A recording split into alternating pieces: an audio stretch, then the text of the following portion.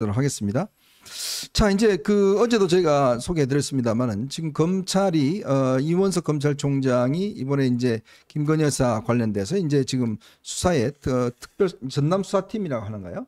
이제 그걸 구성해서 이제 수사를 하겠다고 그러는데, 자, 우선 우리 서 변호사 보시기에 이게 이제 어떤 절차를 거쳐서 앞으로 진행이 될까요?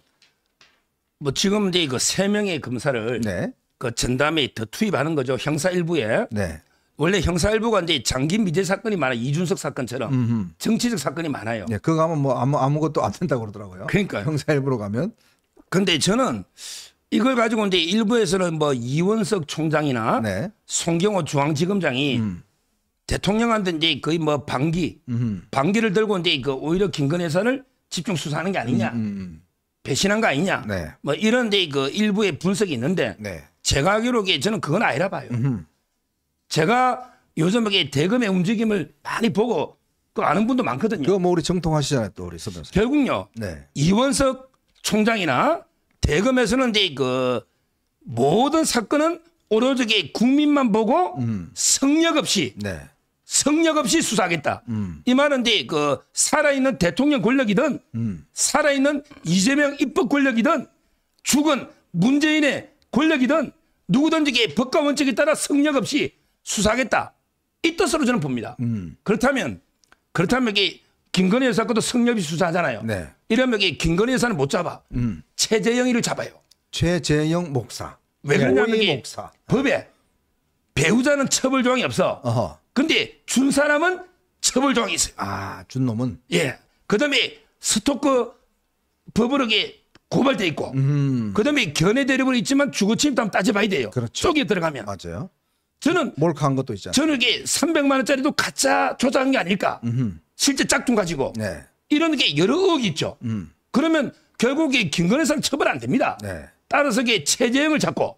자, 이렇게 수사하면 지금 이제 6월 달에 이재명 처리해야 되거든요. 처리하는데 기소는 100%인데 다만 이게 구속 기소냐 불구속 기소냐. 네. 이걸 지금 엄청나게 고민하고 있어. 왜? 어차피 이게 구속영장 취도 국회에서 부결된다고 보는 거죠. 그러니까 이화영 그 사건 듣고. 예. 그렇죠? 이재명에 대해서. 근데 저는 이번에 이원석 총장이 김건희 여사까지 이렇게 수사하면 네. 그럼 이게 이재명도 똑같은 기준을 해야 되지 않냐. 따라서 저는 아마 이게 이재명 구속 처리를 위한 이게 그 균형을 맞춰야 되니까. 균형 맞추기다. 그래서 이게 김건희 여사도 한다. 저는 이래 봅니다.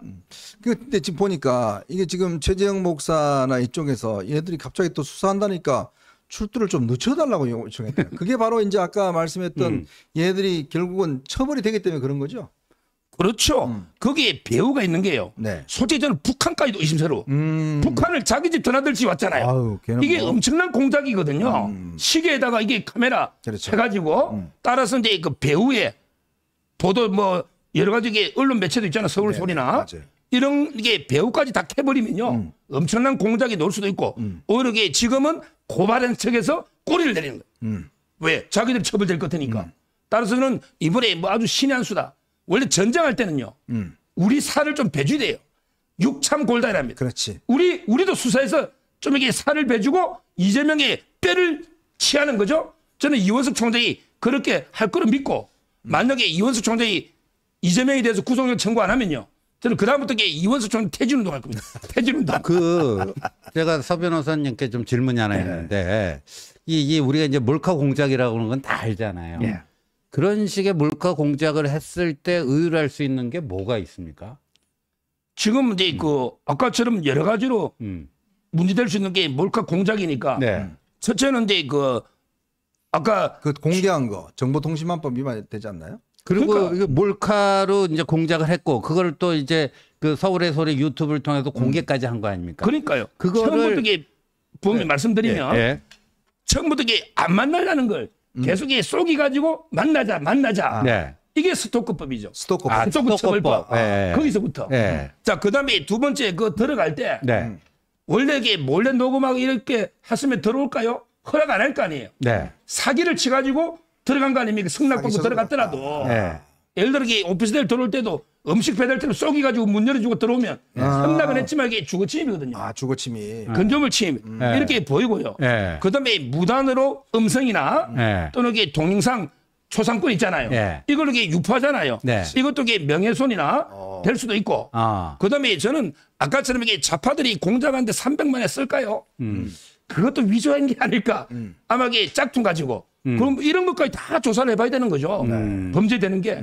저는 오히려 이걸 한번 수사하다 보면 진짜 이 공작의 핵심이 누굴까? 그러니까요. 공작에 주도한 놈들이 누굴까? 네. 이거를 한번 진짜 파고 우리가 지금 얼마 전에 그 이야기했지 않습니까? 이게 이원석 총장의 그 뿌린 거, 그 조작해서 뿌린 그 이 은행 기록 있지 않습니까?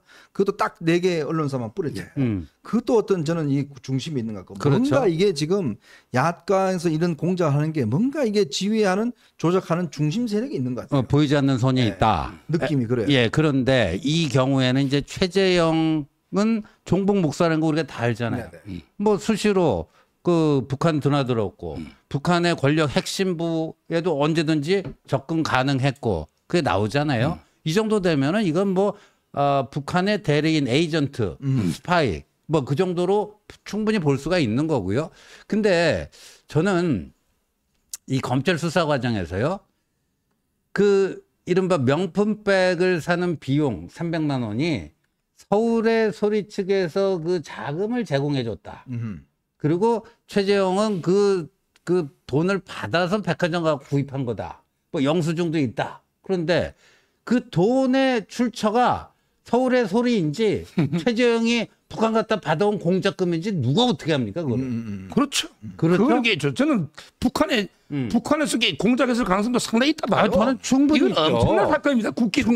이게 북한 그때 바로 아마 적절체예요. 충분히 있다라고 예. 봐요, 저는. 그래서 그 300만 원 돈이 어떻게 보면 큰 돈이 아니지만 이거는 저들의 지금 이제까지의 설명은 서울의 소리에서 이렇게 다 뭔가 이런 그런 김건희 여사를 그런 식으로 몰카 공작하는 뭐를 기획하고 이게 재정적인 것도 다 대주고 한 걸로 되는데 이 최재형이라는 자가 보통 인간이 아니잖아요. 예? 맞아요.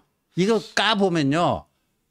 기상천외한 팩트가 발견될 가능성은 충분히 있어요. 우리가요 최선의 방어는 최대 공격이다 이야기를 하잖아요. 바로 그 문제입니다. 자꾸 이 문제를 김 여사가 뭐 이게 받았다 안 받았다 뭐 왜 만나냐 여기에만 초점 맞추기 아니라 어떻게 그런 공작을 처음에 계획을 하고 도대체 자금 출처가 어디면서 그 집단이 누굴까 그리고 이걸 왜 몰카를 찍어서 공개하려는 계획을 어떻게 구성을 했는가 여기에 좀 초점을 맞춰서 이걸 좀 우리가 이 수사 과정에서 역공을 한다 그러면 그렇습니다. 저는 이 거대한 음모의 어떤 지금 저는 그래서 이게 보면 뭔가 하여튼 이 지휘부가 있는 느낌은 저는 강하게 들어요. 솔직히 얘기해서. 그렇습니다.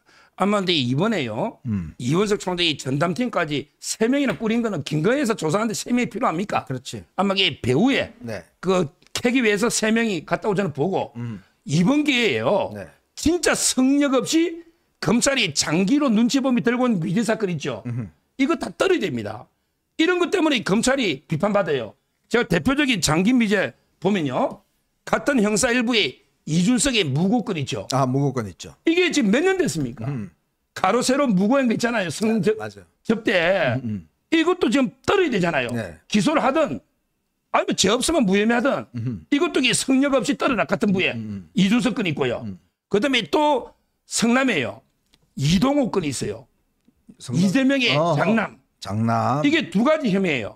이동호가 이제 그 상습 도박을 하고 그다음에 정보통신망법에 음란 문건을 문헌을 게시하는 거예요. 와, 그 막 여자들 보고 온갖 음란 글을 다 쓴 게 정보통신망법에 위반 2개 범죄예요. 이것도 처리하지 안 되고 있잖아요. 네. 이것도 빨리 떨어라 이거야. 검찰이. 또 하나 있어요. 조국이가요.